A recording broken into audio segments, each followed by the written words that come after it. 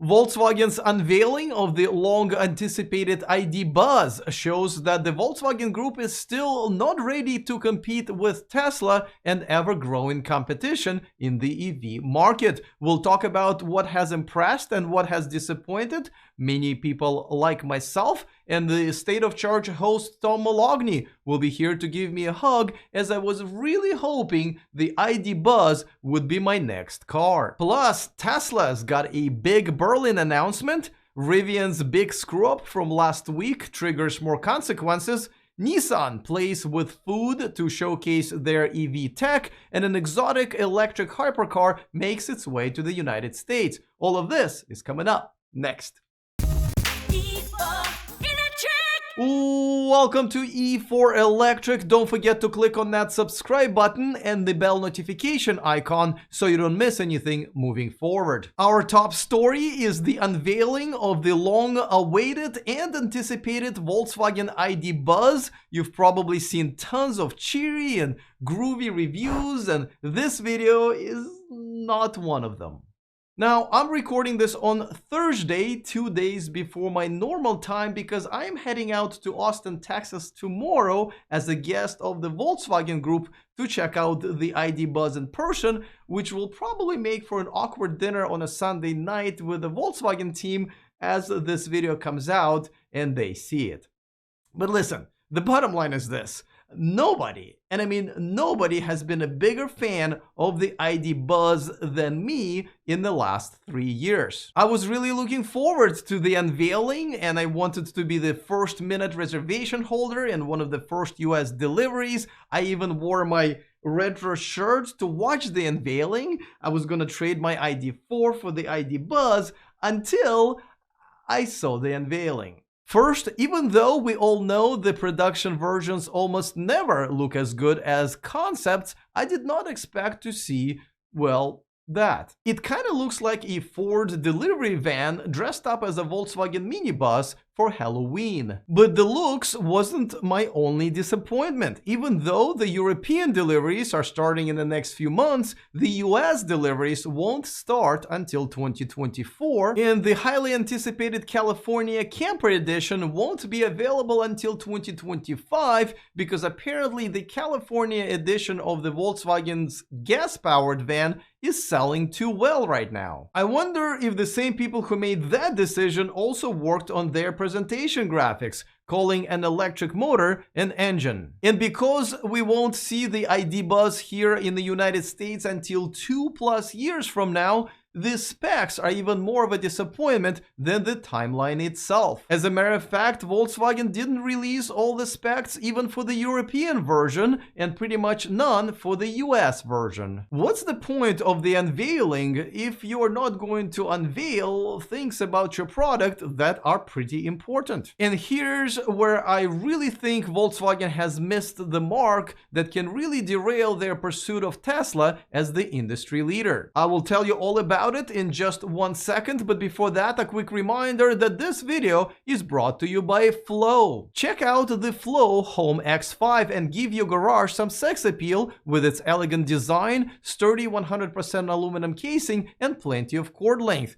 Get yours using our exclusive $150 discount in the description of this video. And by NeoCharge, guess what? The 220 outlet that powers your dryer can now be split to also power your electric car with the help of the Smart Splitter by NeoCharge. Get yours using the discount code in the description of this video. So the bottom line is this. Instead of making a statement and creating an amazing electric vehicle as a returning legend, something that Ford did a pretty good job at with the Mustang Mach-E, Volkswagen has essentially put a minibus shell on top of the ID.4 with very average specs that will be even more average and outdated by 2024 and called it a day. You weren't supposed to drag the ID.Buzz into the past. You were supposed to bring the past into the future. This is not how you compete with Tesla and other impressive competitors. ID.Buzz has no impressive technology, including the lack of any self-driving features, at least for now, with what it looks like even slower acceleration than the ID.4 and a not very impressive 170 kilowatt max DC charging speed,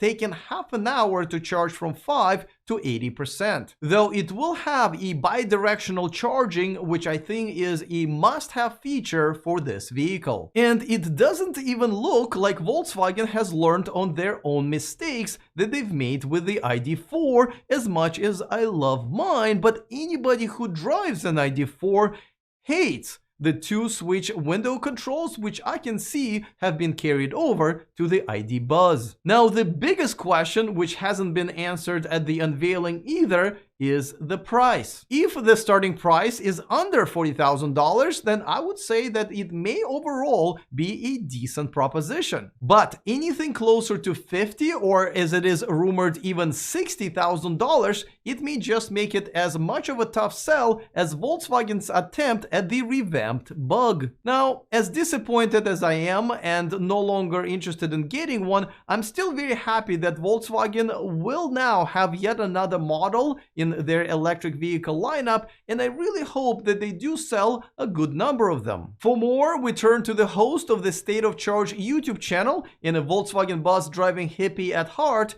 Tom Moloughney. All right, Tom, so what are your initial thoughts on the ID.Buzz? So no big surprises. It's kind of what I expected. I like it, Alex. I think it's a cool vehicle. Now, let me ask you this. Could it be that the nostalgia of the vehicle kind of took a much higher priority than the technology of it, not just for the design of the vehicle, but also for the reception, for the customers?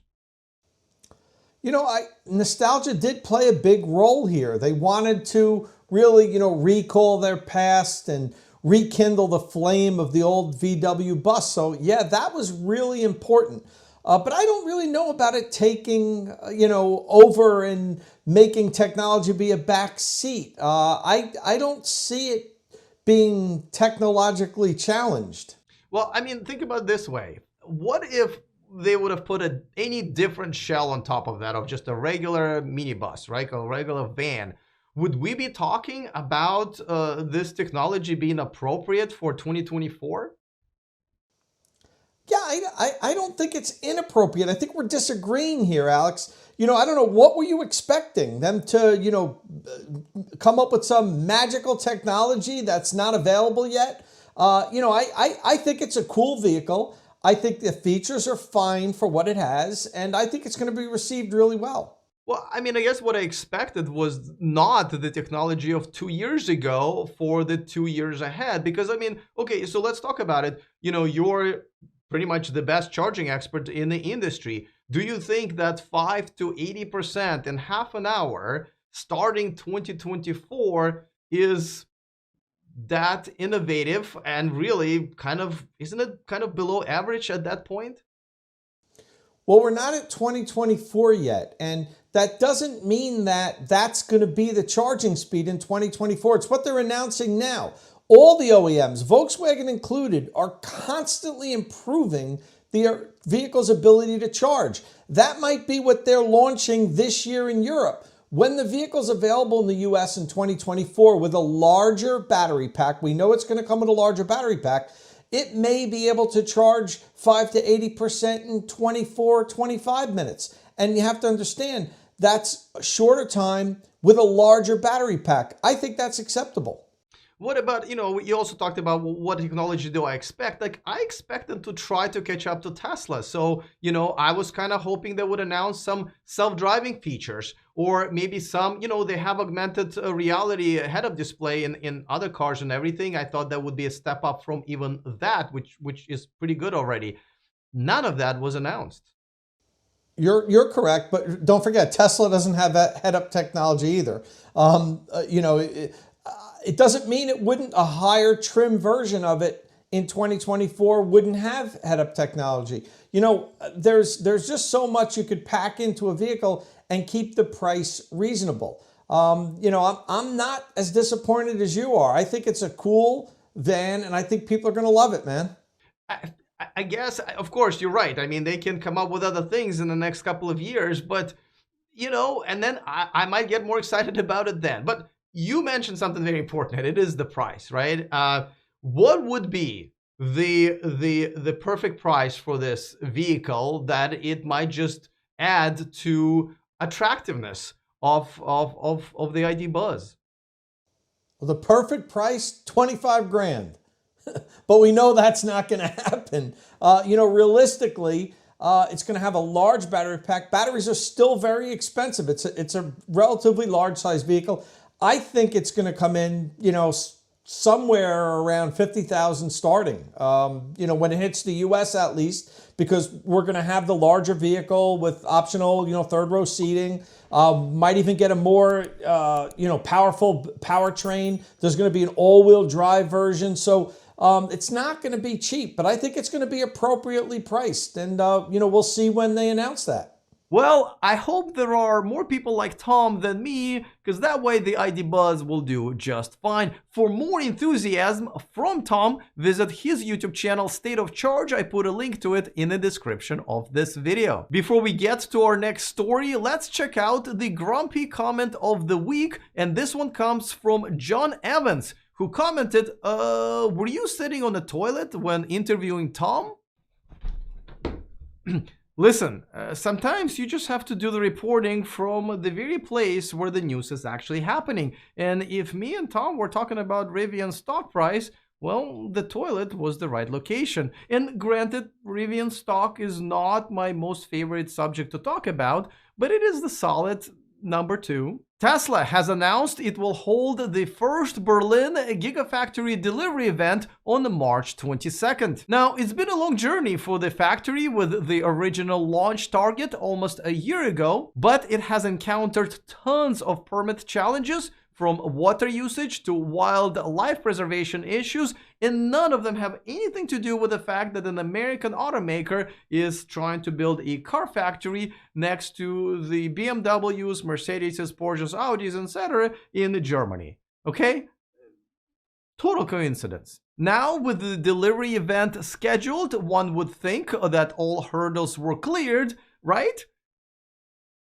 At this point, Tesla only got a conditional go-ahead, and the approval is still tied to about 400 different conditions that Tesla has to meet in the next couple of weeks. So if you got invited to the event, don't rush to cancel your Olive Garden reservation for that night just yet. When fully ramped up, the Berlin factory is expected to produce up to 500,000 vehicles per year. In the least surprising news of the week, which you could see coming a mile away, Rivian is getting sued as a result of last week's adventure. Rivian shareholder, who I am assuming will be joined by more, claims that Rivian has misled investors in its initial public offering by knowingly underpricing its EVs, which led to the huge price hike and a reversal fiasco last week. It also claims that by doing that, Rivian has tarnished its reputation and put tens of thousands of pre-orders in jeopardy. It feels like they took a script from my last week's video, printed it out, and made a lawsuit out of it.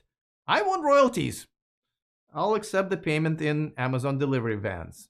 I also expect that SEC is going to look into this for potential legal actions as well. Nissan has released a video demonstrating its all-wheel control technology that Nissan claims improves smoothness and stability over nearly any terrain or road conditions. It's called E-Force, and yes, with a digit 4, but yet still an O after that, which actually makes it read 4 horse, which I think a place I visited in Vegas when I was in college. But this technology will be used in the upcoming Nissan Ariya, which I am going to get to drive on a closed course in Madrid, Spain next week. So to demonstrate the technology, Nissan has decided that there is only one way to do it, and it is with ramen. I'm not kidding. You are looking at the official Nissan video that claims that if that little card was your Nissan Ariya, you would love to be the noodles. The Spanish brand Hispano Suiza has delivered its first Carmen Bologna all-electric hypercar to the first US customer, an American car collector, Michael Fuchs. Only 5 will be made, which is still more than Chevy Bolts were produced so far this year. This beauty's got 1100 horsepower, goes 0 to 60 in just 2.6 seconds, and will have about 250 miles of estimated range. The price was not revealed, but it is most likely way over $2 million. The vehicle was painted in Ocean Song Rose, a purple tone inspired by the new owner's favorite flower. He actually sent a flower to Spain from Miami, where he lives, so the design team could reproduce the same color. Aw, what a wonderful gesture, and a gross international customs law violation. Don't forget to join me live from Austin, Texas for our weekly subscriber hangout. 1 p.m. Pacific. You can set a reminder on the homepage of this channel. All right, looking forward to all of your comments. Other than that, see you guys next time, and remember to stay charged.